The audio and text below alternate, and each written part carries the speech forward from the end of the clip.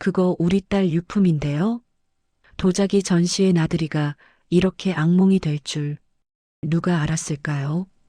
2년 동안 동네에서 복 터진 시어머니로 불리게 해준 완벽한 며느리. 하지만 공예가의 한마디에 모든 것이 뒤바뀌었습니다.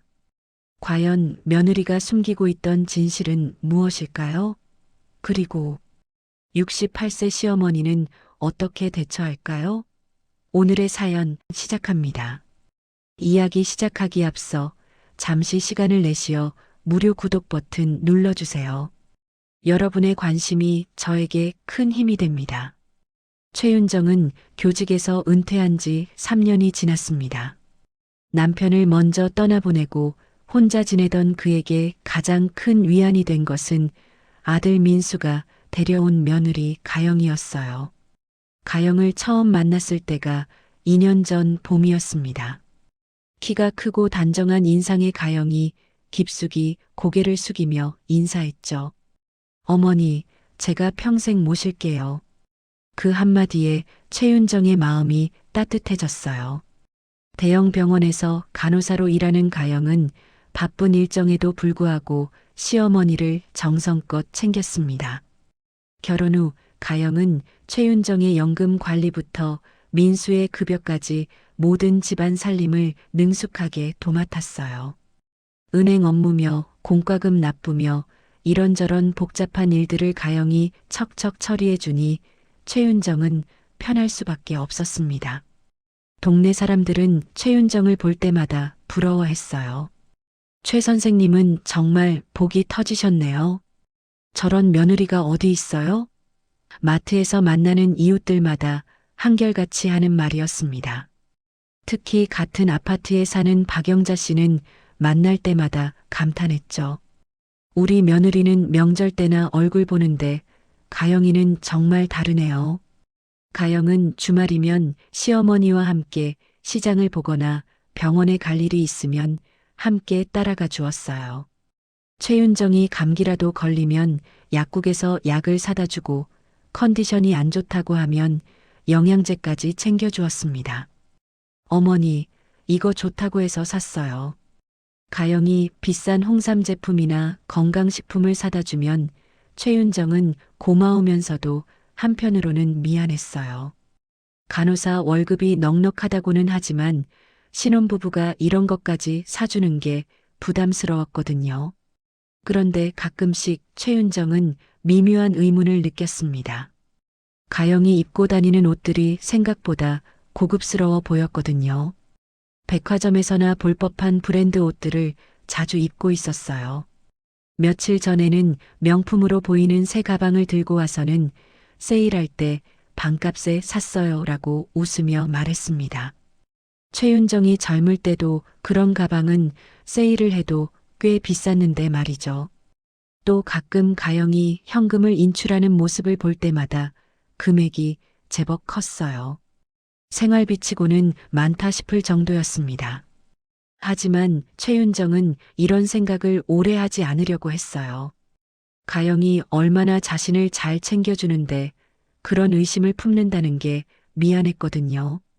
게다가 민수도 아내를 무척 사랑했습니다. 어머니, 가영이가 있어서 정말 든든해요. 집 걱정 없이 회사 일에만 집중할 수 있어요. 민수가 가끔 이렇게 말할 때면 최윤정은 며느리를 둔 것에 대해 감사함을 느꼈어요. 어느 가을 토요일 아침이었습니다. 가영이 평소보다 일찍 일어나 커피를 내오며 밝게 웃었어요. 그날 가영은 작은 꽃무늬가 새겨진 하얀 도자기 펜던트를 목에 걸고 있었습니다. 검은 스웨터와 잘 어울리는 단정한 목걸이였어요. 어머니, 오늘 날씨도 좋은데 서울의 도자기 전시회 보러 가실래요? 가영이 커피잔을 건네며 제안했습니다. 최윤정은 가영의 적극적인 모습에 놀랐어요. 평소에도 나들이를 자주 제안하긴 했지만 이번에는 특별히 기대에 차 보였거든요. 괜찮겠니? 너희 돈으로 나까지 데리고 다니면. 최윤정이 조심스럽게 물었습니다. 어머니, 무슨 말씀이세요? 어머니 모시고 나들이 가는 게 당연하죠. 우리 추억도 만들고요. 가영의 따뜻한 말에 최윤정은 마음이 뿌듯해졌어요. 준비를 마치고 지하철을 타고 서울로 향했습니다. 가영은 미리 전시회 표를 예매해 두었고 길 안내까지 완벽하게 준비해 왔어요. 어머니, 이 전시회가 정말 유명하다고 해요. 도자기 작가들의 작품을 한자리에서 볼 수 있는 기회거든요. 가영이 설명하는 모습을 보며 최윤정은 며느리가 이렇게 세심하게 계획을 세웠다는 것에 감동했습니다. 전시회장에 도착하자 정말 많은 사람들이 와 있었어요. 다양한 도자기 작품들이 전시되어 있었는데 하나하나가 모두 예술품 같았습니다. 어머니, 이 작품 어떠세요? 색깔이 정말 아름답죠? 가영이 큰 도자기 화분을 가리키며 말했어요. 정말 멋지구나. 이런 솜씨를 어떻게 낼 수 있을까? 최윤정이 감탄하며 작품을 바라봤습니다. 가영은 하나하나 작품을 설명해주며 최윤정이 지루하지 않도록 배려했어요. 2시간 정도 전시회를 둘러본 후 가영이 갑자기 제안했습니다. 어머니, 근처에 제가 아는 공예가분이 계세요. 플리마켓에서 직접 만든 작품들을 파신다고 하는데 잠깐 들러볼까요? 전시회보다 더 저렴하게 좋은 작품을 볼 수 있을 거예요. 최윤정은 가영의 적극적인 모습에 또다시 감탄했어요. 며느리가 하루 종일 자신만을 위해 이렇게 신경 써주다니 정말 고마웠습니다. 소공원 근처의 플리마켓은 주말이라 그런지 사람들로 북적거렸어요. 다양한 수공예품들과 소품들이 좌판에 펼쳐져 있었습니다. 도자기뿐만 아니라 목공예품, 천연비누, 액세서리까지 다양한 물건들이 있었어요. 최윤정과 가영은 천천히 구경하며 걸어갔습니다. 가영이 이따금 이것도 예쁘네요. 저 작품 정말 독특해요라며 관심을 보였어요. 그때 한쪽에서 도자기를 파는 50대 중반쯤 되어 보이는 남자가 가영을 뚫어지게 바라보고 있었습니다. 그 남자의 얼굴이 점점 창백해지더니 갑자기 자리에서 일어나 가영 쪽으로 다가왔어요. 최윤정은 처음에는 그냥 손님을 부르는 줄 알았습니다. 하지만 그 남자의 표정이 심상치 않았어요. 잠깐만요. 남자가 떨리는 목소리로 가영의 앞을 막아섰습니다. 네, 무슨 일이세요? 가영이 당황하며 뒤로 물러섰어요. 주변의 다른 사람들도 무슨 일인지 하나둘 관심을 보이기 시작했습니다. 그 목걸이 어디서 구하셨나요? 남자가 가영의 목에 걸린 도자기 펜던트를 가리키며 물었어요. 가영의 표정이 순간 굳어졌습니다. 이건 제가 인터넷 중고 사이트에서 산 거예요. 왜 그러시죠? 가영이 목걸이를 움켜쥐며 대답했어요. 남자는 더욱 가까이 다가가며 말했습니다. 아니에요. 그건 제 딸의 유품이에요. 저는 김영호라고 합니다. 김영호의 목소리가 점점 떨렸어요. 최윤정은 상황을 이해할 수 없었습니다. 무슨 일이 벌어지고 있는 건지 갈피를 잡을 수 없었어요.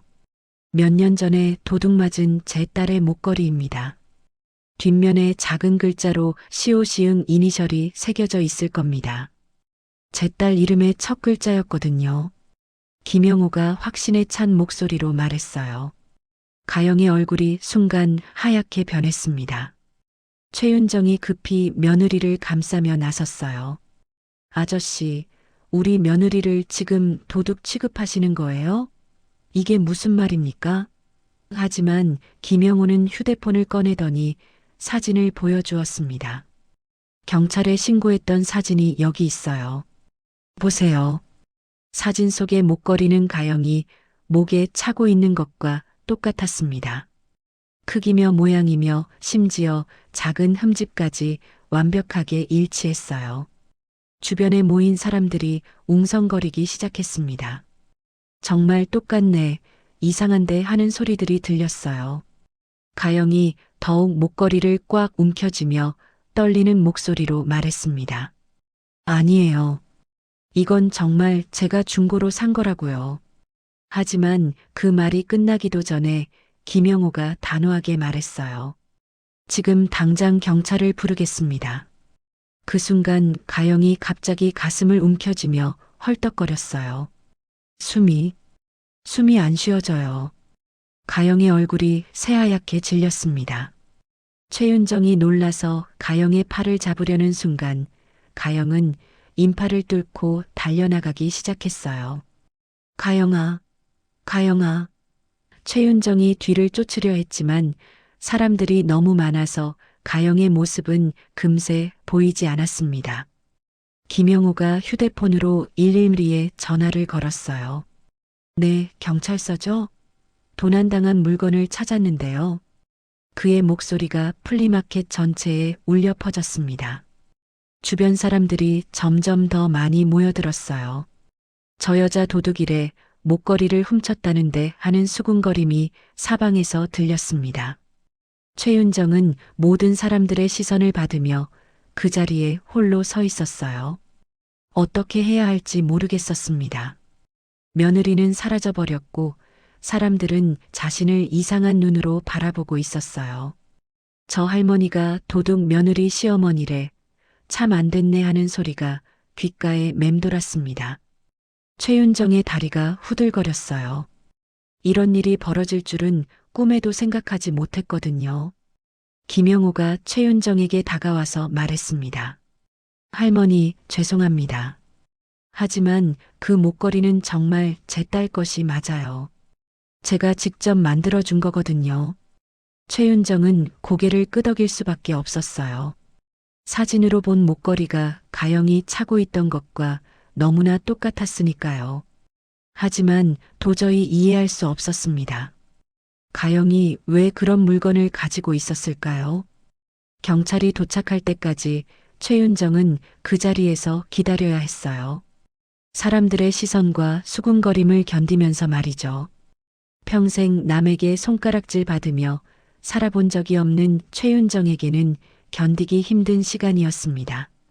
며느리를 믿고 싶었지만 상황이 너무나 명확했어요.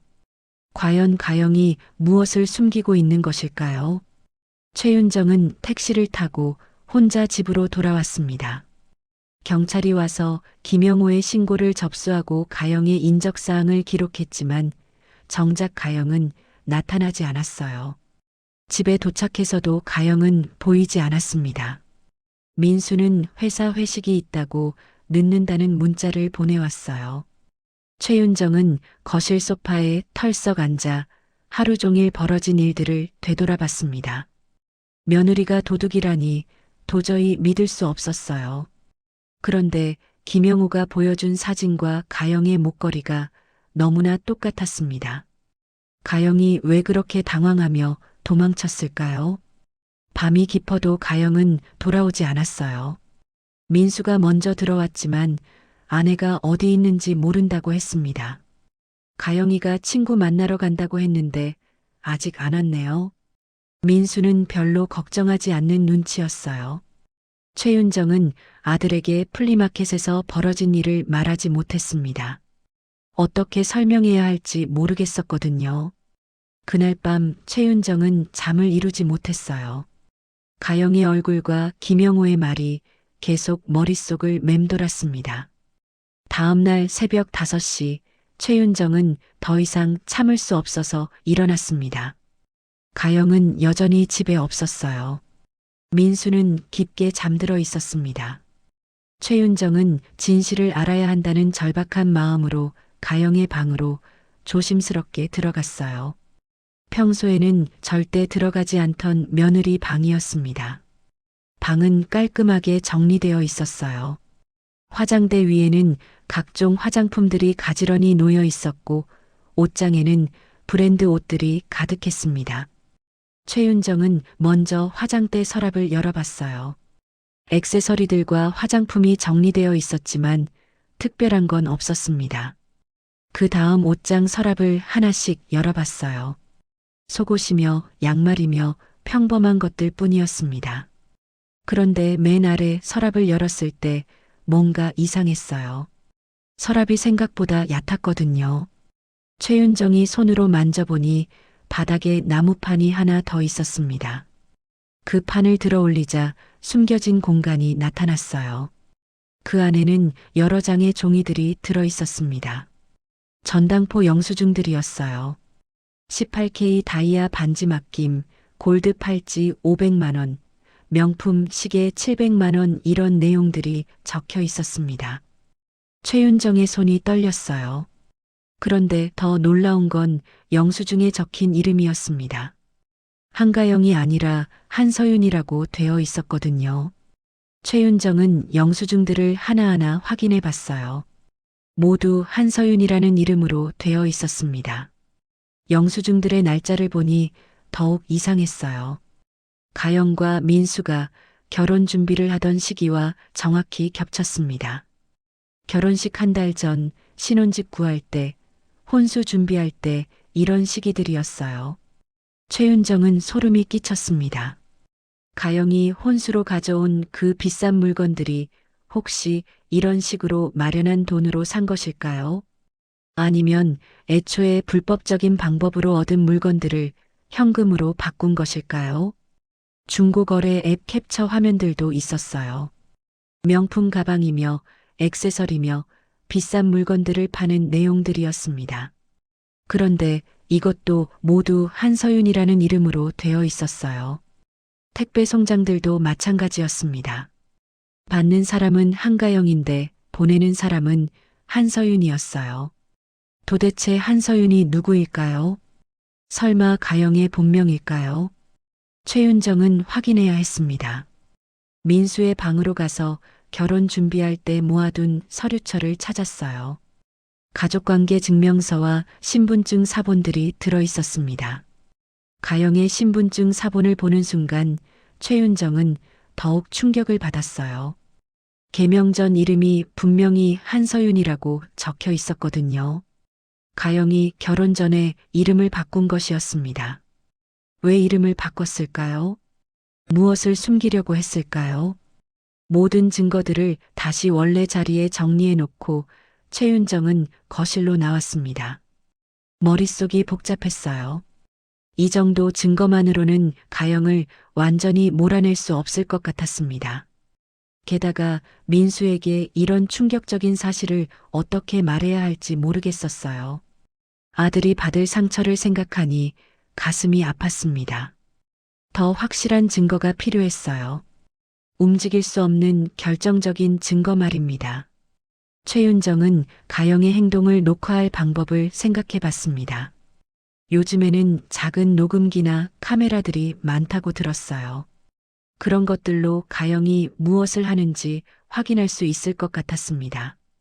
법정에서도 증거로 사용할 수 있을 만큼 확실한 것들을 모아야 했어요. 아침 8시쯤 가영이 돌아왔습니다. 얼굴이 많이 피곤해 보였어요. 어머니, 죄송해요. 어제 너무 놀라서 친구 집에서 하룻밤 있었어요. 가영이 고개를 숙이며 말했습니다. 최윤정은 아무렇지 않은 척 하려고 애썼어요. 그래, 많이 놀랐겠구나. 그런데 그 목걸이는 어떻게 됐니? 바로 버렸어요. 너무 기분이 나빠서요. 가영이 대답했는데 최윤정은 그 말이 거짓말이라는 걸 알 수 있었습니다. 가영의 눈이 이리저리 움직이고 있었거든요. 이제 정말 확실해졌어요. 가영이 뭔가를 숨기고 있다는 것이 말입니다. 최윤정은 가영의 거짓말을 확신한 후 곧바로 행동에 나섰습니다. 컴퓨터를 켜고 온라인 쇼핑몰을 뒤져 초소형 녹음기와 고화질 IP 카메라를 주문했어요. 요즘에는 이런 장비들이 생각보다 저렴하고 사용법도 간단하다는 걸 알게 되었습니다. 배송은 이틀 후에 도착했어요. 최윤정은 가영이 병원에 간 사이 조심스럽게 장비들을 설치하기 시작했습니다. 거실 장식장 뒤쪽에 초소형 카메라 하나를 붙였어요. 현관 신발장 위에도 하나 더 설치했습니다. 가장 중요한 곳은 베란다였어요. 가영이 전화 통화를 할 때 주로 베란다로 나가는 걸 봤거든요. 화분 아래쪽에 녹음기를 숨겨두었습니다. 설치하는 동안 최윤정의 손이 계속 떨렸어요. 평생 이런 일을 해본 적이 없었거든요. 하지만 아들을 지키기 위해서는 어쩔 수 없었습니다. 며칠 후 최윤정은 기회를 만들었어요. 오늘 중학교 동창회가 있어서 하루 종일 나가 있을 거야. 가영에게 미리 말해두었습니다. 실제로는 동창회가 없었지만 가영의 진짜 모습을 확인하려면 집에 없어야 했어요. 아침 일찍 집을 나선 최윤정은 근처 카페에서 기다렸습니다. 휴대폰으로 IP 카메라가 제대로 작동하는지 확인했어요. 화면이 선명하게 보였습니다. 민수는 평소처럼 9시에 출근했어요. 가영도 10시쯤 간호사복을 입고 나갔습니다. 하지만 점심시간쯤 되자 가영이 다시 집으로 돌아왔어요. 최윤정이 휴대폰 화면으로 확인하니 가영이 주위를 둘러보며 집안을 살피고 있었습니다. 정말로 아무도 없는지 확인하는 것 같았어요. 그 모습만 봐도 뭔가 수상했습니다. 잠시 후 가영이 베란다로 나갔어요. 휴대폰을 꺼내더니 누군가에게 전화를 걸기 시작했습니다. 최윤정은 카페에서 숨을 죽이고 지켜봤어요. 가영의 표정이 평소와 달리 불안해 보였습니다. 베란다에 설치해둔 녹음기가 가영의 목소리를 또렷하게 잡아내고 있었어요. 오빠 나야. 큰일 났어. 가영이 떨리는 목소리로 말했습니다.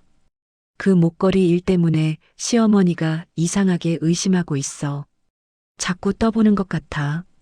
가영의 말에 전화기 너머에서 남자의 거친 목소리가 들렸어요. 그까짓 것 때문에 뭘 그렇게 난리야. 이미 내 이름으로 사업자 대출 돌린 것도 있고 네가 민수 명의로 받아놓은 카드론이 얼마인데 이제 와서 빼려고 하냐. 최윤정은 그 말을 듣고 충격을 받았습니다. 민수 명의로 대출을 받았다는 게 무슨 말일까요? 오빠 그렇지만 들키면 어떻게 해? 나 무서워. 가영이 애원하는 목소리로 말했어요. 무서우면 왜 그 짓을 했어? 이미 엎질러진 물이야. 계획대로 끝까지 가는 수밖에 없어. 남자의 목소리는 냉정했습니다. 최윤정은 이 대화를 들으며 가영이 단순한 절도범이 아니라는 걸 깨달았어요. 조직적으로 움직이는 사기단의 일원이었던 거죠. 1시간 정도 후 가영이 현관문을 열고 누군가를 들여보냈습니다. 30대 후반쯤 되어 보이는 남자였어요. 문신이 있는 거친 인상이었습니다. 가영이 봉투를 건네주며 말했어요. 이번 것만 끝나면 결혼해서 조용히 살자고 하지 않았어. 이제 그만 손 떼자. 남자가 봉투를 받아들며 비웃었습니다. 손 떼긴 무슨. 이제 겨우 시작인데. 민수 녀석 명의로 받을 수 있는 대출이 아직 더 있어. 최윤정은 모든 대화를 녹음기와 카메라로 확보했습니다. 가영과 그 남자의 얼굴까지 선명하게 촬영되었어요. 이제 확실한 증거가 생겼습니다.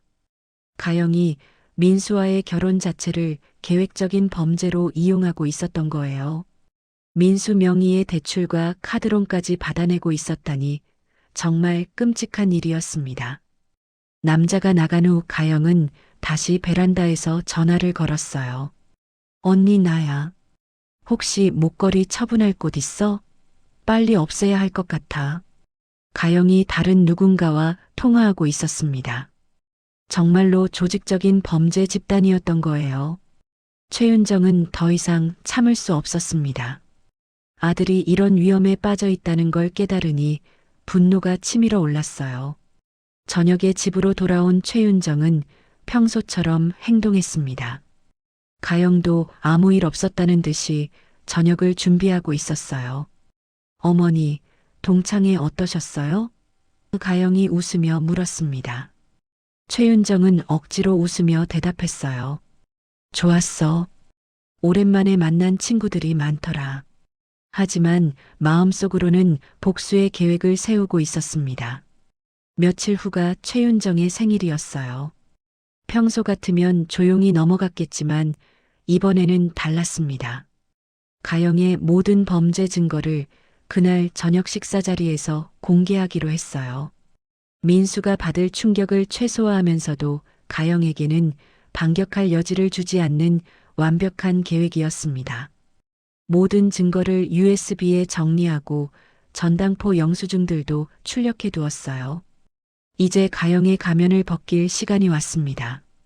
최윤정의 68번째 생일날 아침, 가영은 평소보다 일찍 일어나 부엌에서 분주하게 움직였습니다. 미역국을 끓이고 갈비찜을 준비하며 정성스럽게 상차림을 했어요. 어머니, 생일 축하드려요. 오늘은 제가 특별한 저녁을 준비할게요. 가영이 환하게 웃으며 말했습니다. 최윤정은 그 모습을 보며 씁쓸한 미소를 지었어요. 마지막까지 완벽한 며느리 연기를 하고 있는 가영이 한편으로는 대단해 보이기도 했습니다. 저녁 식사 시간이 되자 식탁은 화려한 요리들로 가득 찼어요. 민수가 퇴근해서 들어오더니 상을 보고 감탄했습니다. 우와, 가영아, 이게 다 뭐야? 엄마 생일상이 이렇게 푸짐할 수가 있나? 가영이 수줍게 웃으며 대답했어요. 어머니 생신인데 당연하죠. 매년 이렇게 해드리고 싶어요. 민수가 최윤정의 손을 잡으며 말했습니다. 엄마, 정말 행복해요.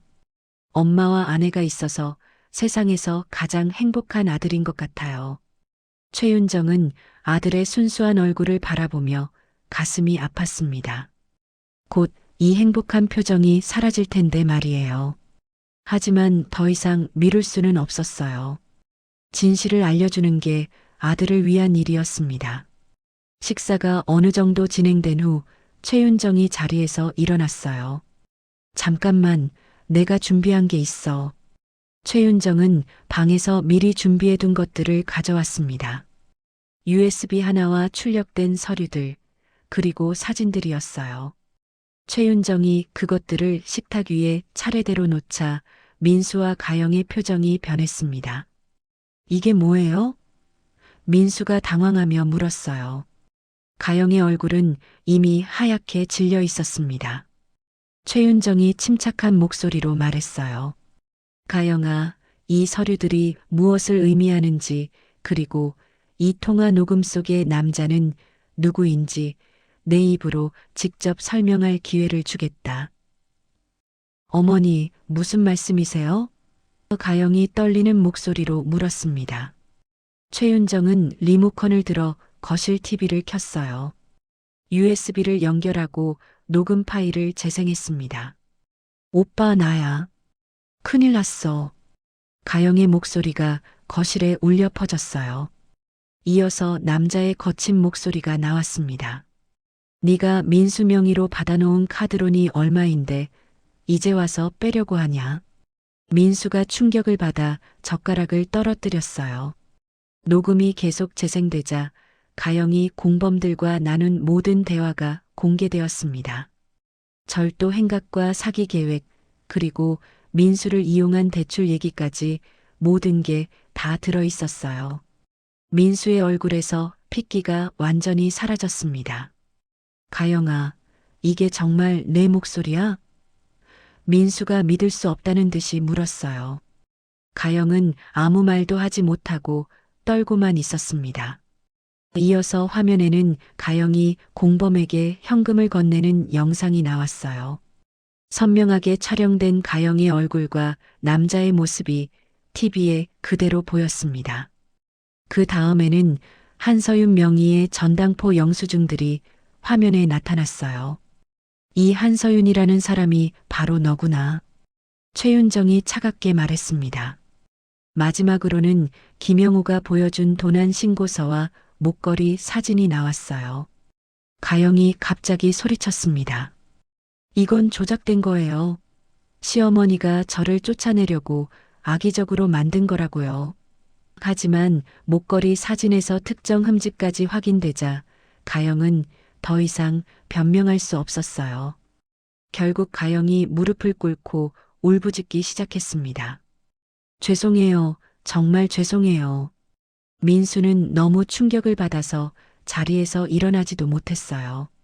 최윤정이 단호하게 선언했습니다. 내일 오전에 이 모든 증거와 함께 경찰서에 갈 거야. 네가 저질러 놓은 일들을 모두 신고할 거다. 가영이 울면서 애원했어요. 어머니, 제발 한 번만 봐주세요. 다시는 이런 일 안 할게요. 하지만 최윤정의 마음은 이미 결정되어 있었습니다. 책상 서랍에서 미리 준비해둔 이혼 소송 서류를 꺼내 가영 앞에 던지듯 놓았어요. 너는 내 아들의 삶에서 영원히 사라져야 한다. 이 서류에 서명하고 당장 이 집에서 나가라. 최윤정의 목소리는 얼음처럼 차갑했습니다. 가영이 계속 울며 매달렸지만 최윤정은 돌아서 버렸어요. 민수는 여전히 멍하니 앉아 있었습니다. 자신이 사랑했던 아내가 처음부터 자신을 속이고 이용했다는 사실을 받아들이기 힘들었거든요. 한때 화목했던 식탁은 이제 전쟁터가 되어버렸습니다. 다음 날 아침 8시 최윤정이 경찰서에 가기 위해 준비하고 있을 때 초인종이 시끄럽게 울렸습니다. 문을 열자 가영의 친정 부모가 성난 얼굴로 서 있었어요. 50대 후반의 가영 아버지가 큰 소리로 말했습니다. 사돈, 우리 딸한테 무슨 짓을 한 거예요? 가영 어머니도 뒤따라 들어오며 소리쳤어요. 딸을 협박해서 집에서 쫓아냈다면서요? 우리 딸이 고생해서 해온 혼수를 다 빼앗고 무슨 말도 안 되는 범죄자 취급을 하는 거예요? 가영 아버지가 거실에서 고성을 질렀습니다. 최윤정은 이들의 뻔뻔함에 어이가 없었어요. 자신들 딸이 저지른 일은 생각하지 않고 오히려 피해자인 자신들을 가해자로 몰아붙이고 있었거든요. 증거도 없이 우리 딸을 도둑이라고 하는 게 말이 됩니까? 가영 어머니가 눈물까지 흘리며 연기를 했습니다. 바로 그때 민수의 휴대폰에 문자 메시지가 계속 도착했어요. 민수가 확인해 보니 모두 채권 추심 업체에서 온 것들이었습니다. 신민수님, 연체된 대출금 3천만 원에 대한 최종 독촉입니다. 즉시 변제하지 않으면 법적 조치를 취하겠습니다. 이런 내용들이었어요. 민수의 얼굴이 창백해졌습니다. 엄마, 나는 대출 받은 적이 없는데 이게 뭐지? 최윤정도 놀라서 문자를 확인해 봤어요. 곧이어 집으로 등기우편이 배달되었습니다. 고금리 대출 연체 독촉장이었어요. 서류를 자세히 보니 민수의 서명이 있었지만 필체가 이상했습니다. 분명히 위조된 것 같았어요. 신청 당시 주소지도 가영의 친정 근처로 되어 있었습니다. 이것 봐. 가영이가 민수 명의로 대출을 받아놓았구나. 최윤정이 서류를 가영 부모에게 보여주었어요. 하지만 이들은 오히려 더 큰 소리를 냈습니다. 그런 건 모르는 일이에요. 우리 딸이 그럴 리 없다고요. 최윤정은 이 사채 문제를 해결해야 한다는 걸 깨달았어요. 가영의 형사 사건과는 별개로 민수가 당장 금융 피해를 입고 있었거든요. 어제 경찰서에서 받은 담당 형사의 명함이 생각났습니다. 김 형사라고 했던 것 같아요. 이걸 협상 카드로 써볼 생각이었습니다. 민수야, 너는 집에서 기다려. 엄마가 해결하고 올게. 최윤정은 아들을 진정시킨 후 외출 준비를 했어요. 독촉장에 적힌 주소로 사채업자 사무실을 찾아갔습니다. 허름한 빌딩 3층에 있는 작은 사무실이었어요.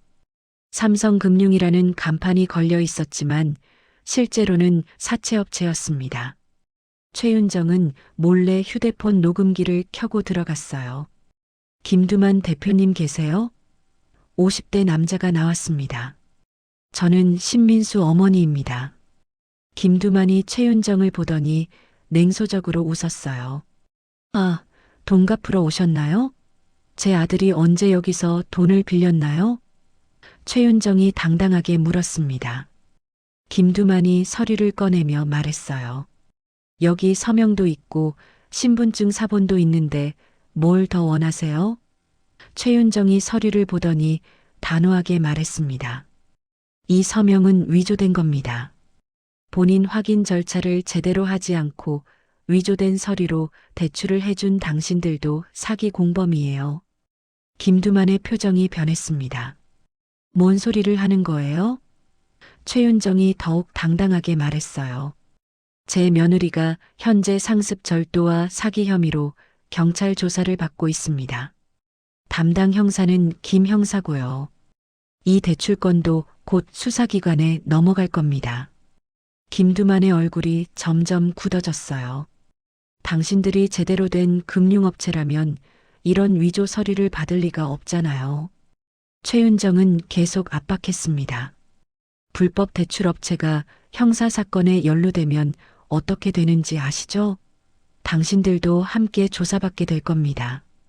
김두만이 당황하며 말했어요. 그렇다고 해서 대출금이 없어지는 건 아니에요. 하지만 최윤정은 물러서지 않았습니다. 위조된 서류로 진행된 대출은 처음부터 무효예요. 게다가 고금리도 불법이고요. 결국 김두만이 백기를 들었습니다. 알겠습니다. 일단 추심은 중단하겠어요. 하지만 대출 계약 무효 처리는 법적 절차를 거쳐야 합니다. 최윤정은 일단 급한 불을 껐다고 생각했어요. 좋습니다. 하지만 제 아들에게 더 이상 연락하지 마세요. 모든 건 법정에서 해결하죠. 최윤정은 당당하게 사무실을 나왔습니다. 집으로 돌아온 최윤정은 민수에게 상황을 설명해 줬어요. 일단 추심은 멈췄어. 나머지는 변호사와 상의해서 해결하자. 민수가 눈물을 터뜨렸습니다. 엄마, 미안해요. 제가 너무 어리석었어요. 아내를 제대로 보지도 못하고. 최윤정이 아들을 끌어안으며 말했어요. 엄마가 아니면 누가 너를 지키겠니? 괜찮다.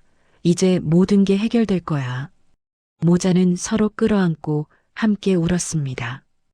오랜 시간 쌓였던 아픔과 걱정이 눈물과 함께 흘러나왔어요. 형사 재판 당일 아침, 최윤정과 민수는 일찍 법원으로 향했습니다. 법정에는 이미 많은 사람들이 와 있었어요.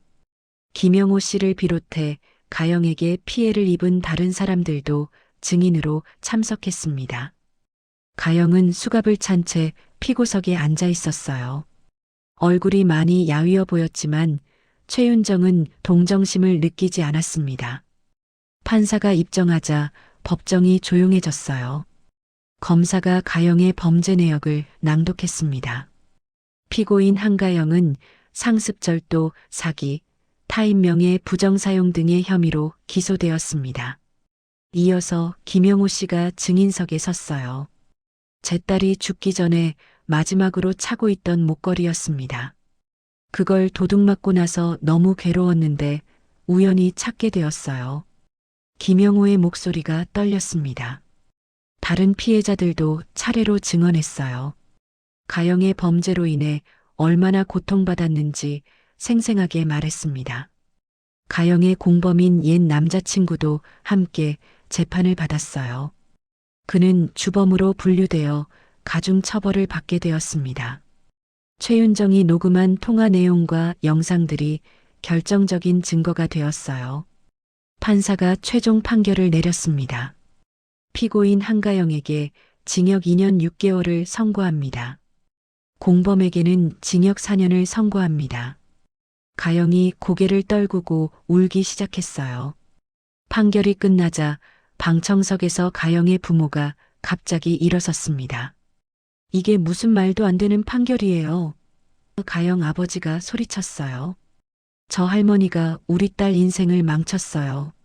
가영 어머니도 최윤정을 향해 욕설을 퍼부었습니다. 당신 때문에 우리 딸이 이렇게 된 거야.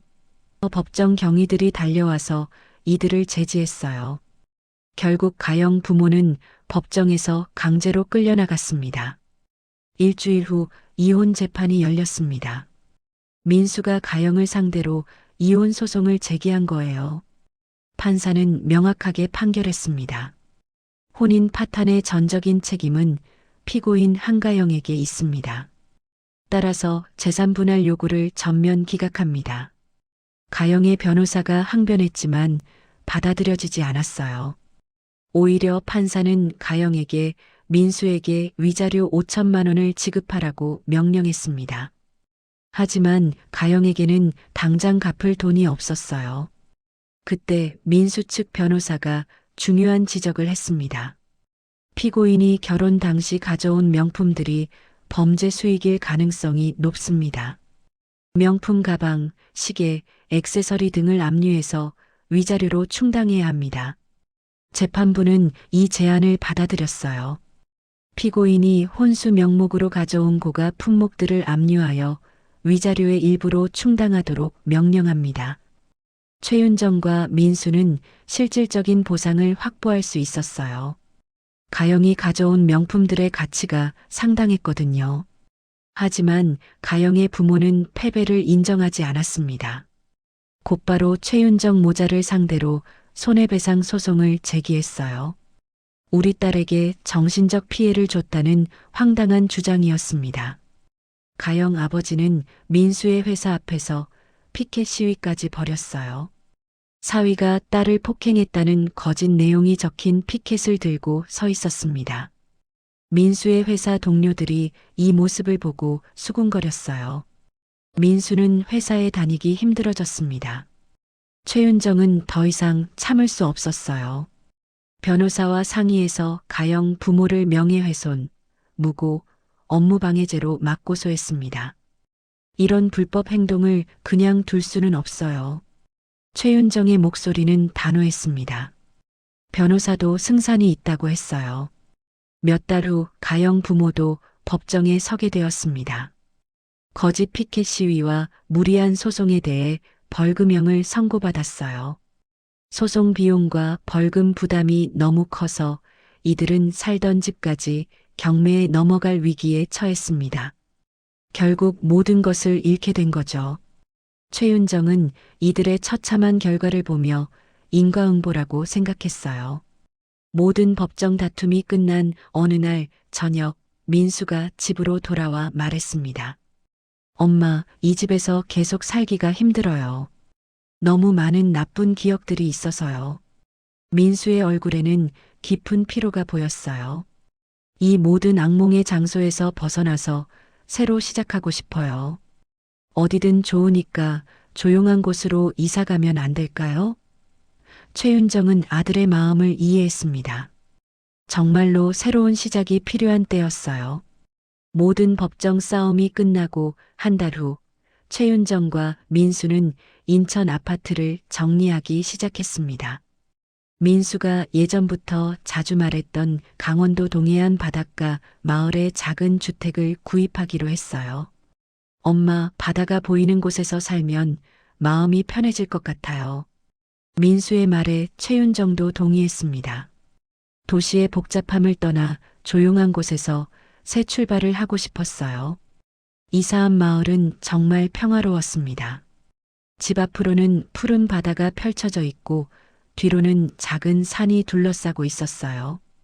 공기가 맑고 이웃들의 인심도 좋았습니다. 옆집 할머니가 직접 키운 채소를 가져다 주기도 하고 마을 사람들이 서로 안부를 물어봐 주었어요. 최윤정은 집 뒤편의 작은 마당에 텃밭을 만들기 시작했습니다.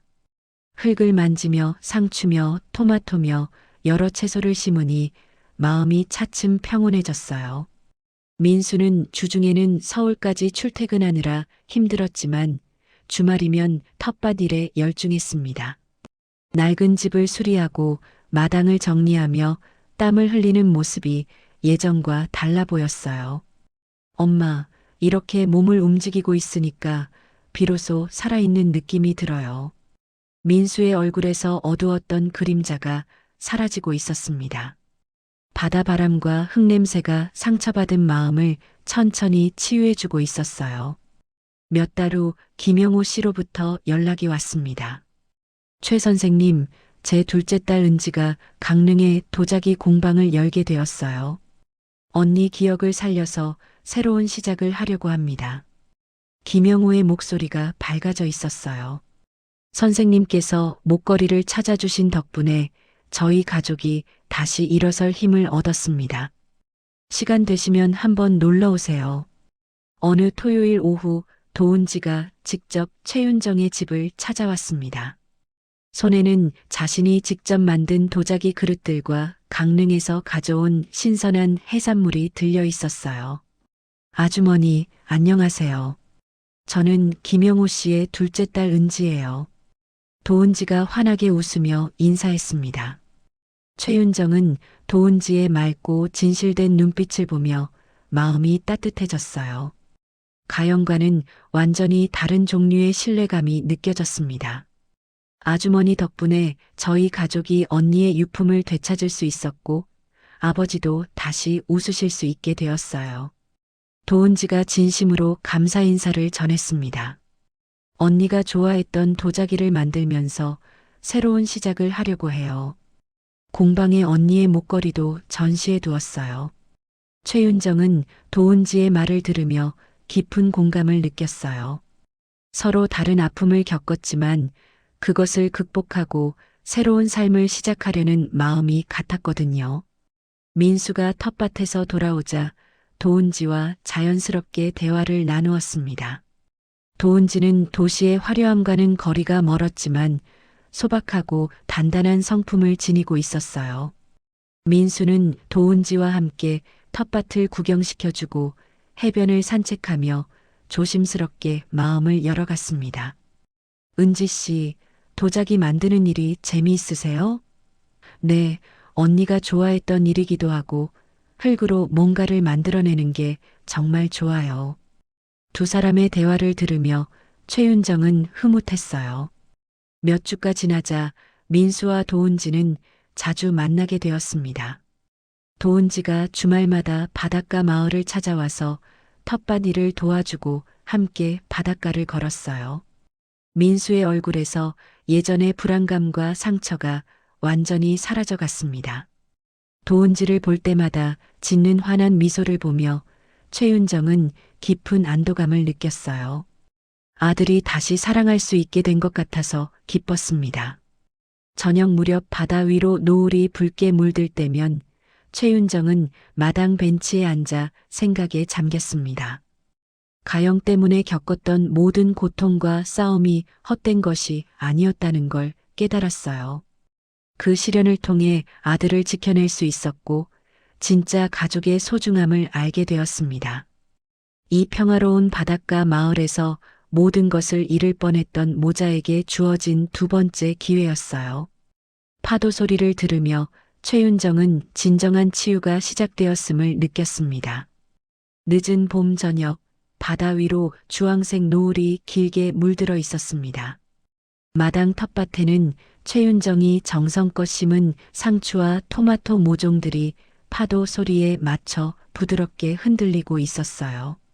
몇 달 전 황량했던 마당이 이제는 푸른 생명으로 가득했습니다. 최윤정은 물뿌리개를 들고 모종들에게 물을 주며 마음의 평안함을 느꼈어요. 민수와 도은지가 함께 텃밭을 정리하고 집으로 들어왔습니다. 두 사람의 얼굴에는 땀과 함께 행복한 미소가 번져 있었어요. 도은지가 먼저 인사를 하고 돌아간 후 민수가 쑥스러운 표정으로 최윤정에게 다가왔습니다. 평소와 달리 뭔가 말하고 싶어하는 기색이 역력했어요. 최윤정은 아들의 그런 모습을 보며 무엇을 말하려는지 대충 짐작할 수 있었습니다. 엄마, 저 사실 은지 씨랑 진지하게 만나보고 싶어요. 민수가 수줍음을 감추지 못하며 조심스럽게 고백했습니다. 최윤정의 반응을 살피는 눈빛이 애처로워 보였어요. 가영 때문에 입은 상처가 아직 완전히 아물지 않았기 때문일 거였습니다. 최윤정은 아들의 마음을 충분히 이해했어요. 다시 사랑하는 것에 대한 두려움과 기대가 동시에 있을 테니까요. 이번엔 엄마가 먼저 반대 안 할게. 최윤정이 진심으로 환하게 웃으며 대답했습니다. 아들의 새로운 시작을 진심으로 축복하고 싶었어요. 은지는 정말 좋은 아이야. 엄마 눈에도 너희가 잘 어울려 보여. 민수의 얼굴이 밝아졌습니다. 어머니의 따뜻한 축복을 받으니 마음이 한결 가벼워진 것 같았어요. 최윤정은 거실 소파에 앉아 지난 1년간의 일들을 되돌아봤습니다. 가영 때문에 겪었던 모든 고통과 싸움들이 단순히 며느리를 잃은 아픔이 아니었다는 걸 깨달았어요. 오히려 아들을 구하고 진실을 되찾은 승리였습니다. 만약 그때 포기했다면 민수는 계속 속임을 당하며 살았을 거예요. 어쩌면 더 큰 피해를 입었을지도 모르죠. 가영의 화려한 외모와 능숙한 말솜씨 뒤에 숨겨진 거짓과 달리 도은지의 소박하지만 진실된 마음이 아들에게는 무엇보다 소중한 선물이라고 생각했습니다. 진짜 사랑은 겉모습이 아니라 마음에서 우러나오는 거였어요. 도은지는 언니를 잃은 아픔을 딛고 새로운 삶을 시작하려는 용기 있는 사람이었습니다. 그런 사람이야말로 민수에게 어울리는 동반자였어요. 창밖으로 들려오는 파도 소리를 들으며 최윤정은 지난 시간을 정리했습니다. 사람을 잘못 믿어 인생이 산산이 부서지는 고통을 겪었지만 포기하지 않고 끝까지 맞섰기 때문에 다시 일어설 수 있었어요. 때로는 가장 어려운 시련이 가장 큰 성장의 기회가 되기도 한다는 걸 몸소 체험했습니다. 혼자서는 불가능했겠지만 아들과 함께 힘을 모아 이겨냈기에 가능한 일이었어요. 이 모든 역경을 겪고 나서 최윤정은 하나의 확고한 결론에 도달했습니다. 진정한 가족이란 피나 결혼 증명서로 만들어지는 게 아니라는 것이었어요. 고난 속에서도 서로를 지키려는 마음과 흔들리지 않는 신뢰로 만들어지는 거였습니다. 가영은 법적으로는 가족이었지만 진짜 가족은 아니었어요. 반면 도은지는 아직 가족은 아니지만 이미 진정한 가족의 마음을 보여주고 있었습니다. 민수가 주방에서 차를 우려와 최윤정 옆에 앉았어요. 엄마, 정말 고마워요. 엄마가 아니었다면 저는 아직도 속고 살고 있을 거예요. 최윤정이 아들의 손을 잡으며 말했습니다. 우리가 함께 이겨낸 거야. 이제는 정말 행복하게 살자. 바다에서 불어오는 시원한 바람이 열린 창문으로 들어와 모자의 머리카락을 부드럽게 스치고 지나갔습니다. 새로운 시작을 알리는 따뜻한 바람 같았어요. 최윤정과 민수 모자는 결국 진실을 밝혀내고 새로운 삶을 시작할 수 있었습니다. 가영이라는 가면 뒤에 숨겨진 한서윤의 치밀한 사기극을 폭로하고 아들을 노린 계획적 범죄로부터 가족을 지켜낸 것이죠. 때로는 가장 가까운 사람이 가장 큰 적이 될 수도 있습니다. 하지만 진짜 가족이란 혈연이나 법적 관계가 아니라 어려운 시련 속에서도 서로를 지키려는 마음과 흔들리지 않는 신뢰로 만들어지는 것임을 이 이야기는 보여줍니다. 바닷가 마을에서 텃밭을 가꾸며 평온을 되찾은 최윤정처럼 우리 모두에게도 상처를 치유하고 새롭게 시작할 수 있는 기회가 주어지기를 바랍니다. 그리고 진정한 사랑과 신뢰를 바탕으로 한 따뜻한 가족을 만들어 나가시길 바라며 이야기를 마칩니다. 이야기를 끝까지 들어주신 분이 계시다면 잘 들었다고 댓글 하나만 남겨주세요. 감사합니다.